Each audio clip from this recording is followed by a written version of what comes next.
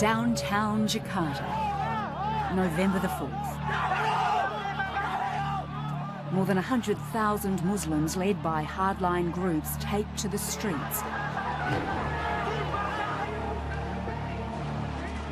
After dark, a protest morphs into a riot. With a new dawn, an uneasy calm returns to the same streets. The question is, how long will it last in a flourishing but still maturing democracy? Jakarta, a city of 10 million people, has arrived at a crossroad. This is the man at the centre of the controversy, the governor of Jakarta, never elected but elevated to a position so powerful it launched his predecessor, Joko Widodo, into the presidency. The protesters accuse Ahok, as he's widely known, of an age-old criminal charge of blasphemy, of insulting the Quran.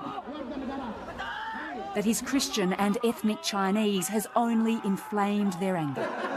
7:30 is granted exclusive access inside his modest campaign headquarters and a rare sit-down interview. How come I want to blaspheme the Islam? I'm not stupid. 85% of my voter is Islam and Muslim. So if it's not blasphemy... I don't know. But... We have to wait for the police decision. Well, should the police be investigating at all? I don't know. I don't know. Or should the police be investigating at all? I don't know. This is what police are investigating. Uploaded on YouTube, seen by millions. Ahok questioning why his opponents use verse 51 of the Quran to argue the faithful cannot vote for a non-Muslim. Maybe in your heart you think you couldn't vote for me, but you're being lied to by using Al-Ma'idah 51. A comment taken so seriously, the governor has been named as a suspect, cannot leave the country, and is now at the mercy of the Indonesian court system. I believe I am not guilty. That's why I prefer bring to the court. If we bring to the court, everybody will see the evidence.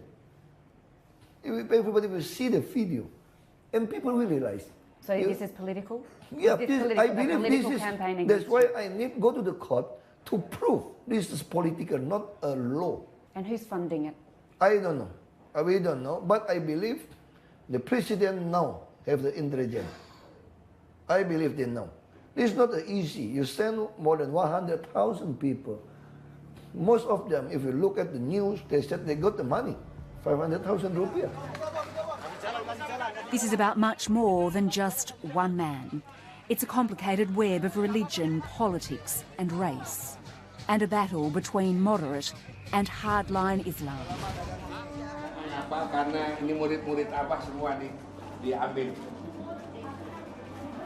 Abu Jibril leads Majelis Mujahidin, a radical Islamic group which played a key role in the November 4 protest. On the outskirts of Jakarta, he addresses an all-female study group. The message for now is clear and focused. The Prophet and the Quran were insulted by an infidel whose name is Ahok. I'm going to read you the verse so you understand why an infidel can't be a leader for people of faith. All Muslims, don't you make the Jews and Christians your leader. They can be leaders for their infidel community. Whoever amongst you makes an infidel your leader, then you'll be included as an infidel.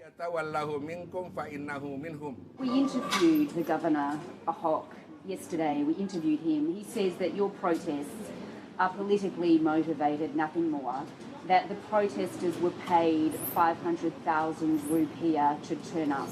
Is that correct? God said that infidels are liars. Infidels are hypocrites and liars. If Ahok really said that, he can be sued. Jakarta's Chinatown is a bustling hub for ethnic Chinese Indonesians, a minority group. For many, they've experienced ethnic tensions before. In 1998, during the fall of Suharto. Looting, rape, murder. They thought they'd left those days behind. Efeknya lah, ya, I felt anxious, a bit afraid, but I don't want to say anything about politics. We don't want to be in the spotlight again. Yes, we're worried. We've had the 1998 experience. We're afraid. Everyone's being cautious. No one is going out. 57-year-old Santoso Kuniadi was there in '98. His business looted. His family feared for their lives. In Jakarta's Chinatown today, his clothing business thrives, but he can't hide his worry. The extremists have been given an ultimatum. We are brothers, all brothers, so what's the point of fighting each other? The point is that if the extremists pass through here, don't bother them. They only pass through, there is no harm in it. But if we do bother them, they'd be angry, saying, "This is not your country." Ahok has support beyond his fellow ethnic Chinese. He's popular among moderate Muslims too, seen as an anti-corruption campaigner, ridding the city of slums and trying to tackle the imperfections of a chaotic capital. He believes their support will take him all the way to the top.